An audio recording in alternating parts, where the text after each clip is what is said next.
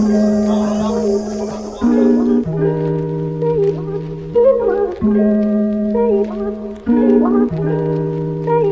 sini kami dari kelompok 2, kami di sini akan mewawancarai mengenai wirausaha mengenai pabrik tahu di Desa Margamukti, tepatnya di Kecamatan Penarik.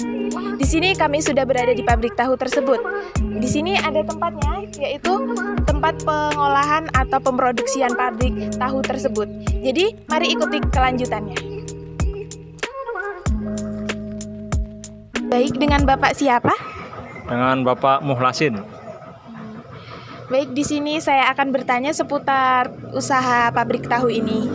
Jadi, di sini sudah berapa lama Bapak mendirikan usaha pabrik tahu ini? Kalau pabrik tahu ini kurang lebih udah 12 tahun. Mengapa Bapak memilih usaha pabrik tahu ini? Karena dulu pabrik tahu di sini kan masih jarang. Jadi kita terus ngambil usaha tahu di sini. Jadi, bagaimana sih cara Bapak nih mempertahankan pabrik tahu ini agar terus bertambah atau berkembang?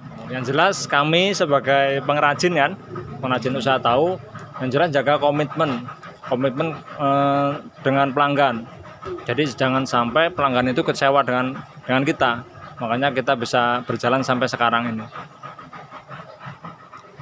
Apa saja sih kendala yang sudah Bapak alami selama mendirikan pabrik tahu ini? Kalau kendala itu apa ya? Yang jelas mungkin dari ini aja yang paling menonjol dari bahan bakar ya. Kalau kita kan memakai bahan bakar kayu. Mungkin kendalanya kalau pas musim hujan tuh pengiriman kayu itu susah karena tukang kayunya tuh kan kalau hujan nggak bisa masuk ke lahan. Mungkin itu kendalanya yang paling menonjol lah. Kalau lainnya insya Allah bisa ditanggulangi. Jadi, apa saja sih bagaimana caranya untuk menanggulangi semua permasalahan atau kendala-kendala yang terjadi selain dari kayu tadi atau dari kendala yang lain gitu? Oke lah, kalau dari kayu kan kita ada bahan bakar alternatif. Kita pakai jangkos itu apa jangan kosong itu kita keringkan. Seumpamanya kalau pas telat pengiriman bahan bakar kayu, kita bisa menggunakan bahan bakar alternatif yaitu jangkos. Selanjutnya kendala mungkin di mesin. Kita harus punya cadangan mesin satu. Kalau yang satu rusak, kita pakai mesin satunya. Ada mesin satu itu pakai engine diesel. Nah sekarang kita udah memakai mesin dinamo, jadi bisa buat cadangan. Itu aja. Jadi lebih sering mengalami keuntungan atau kerugian dalam Bapak menjalankan usaha ini? Yo, alhamdulillah ya. Namanya usaha kan yang diharapkan keuntungan kan. Bagaimana caranya kita bisa untung? Yang jelas kita untung lah. Alhamdulillah untung. Jadi berapa sih kira-kira tahu yang dapat dihasilkan dalam perharinya? Produksinya ya, kalau kita produksi per hari itu rata-rata 1 kintal sampai 1,5 kintal rata-rata. Gitu. Kalau penghasilan ya bisa dihitung sendirilah kalau 1 kintal itu berapa gitu. Itu kalau untung itu kayaknya tidak dipublikasikan. Jadi kemana saja Bapak memasokkan tahu-tahu ini?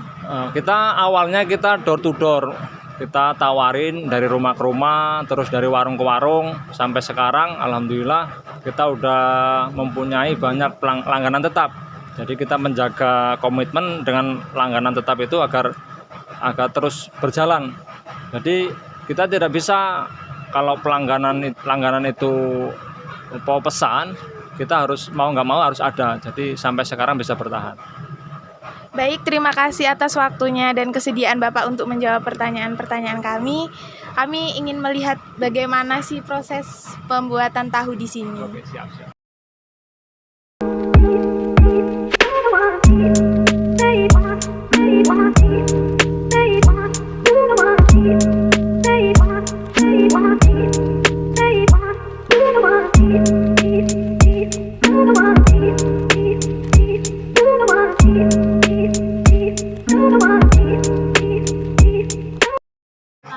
Baiklah, di sini dengan Mas siapa? Mas Hafiz. Masnya sudah berapa lama kerja di sini? 2 tahun. Kerja di sini nyaman tidak? Nyaman. Nyaman nggak nyaman nyaman. Apa sih yang membuat Mas itu betah di sini?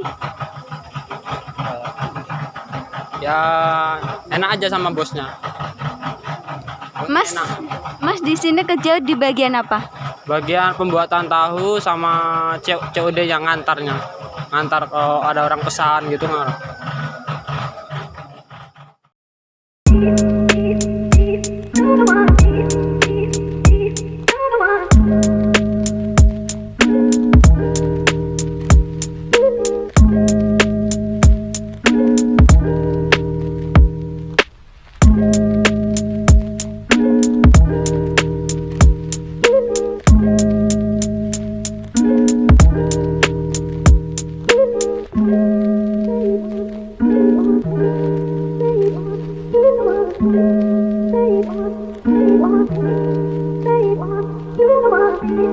you.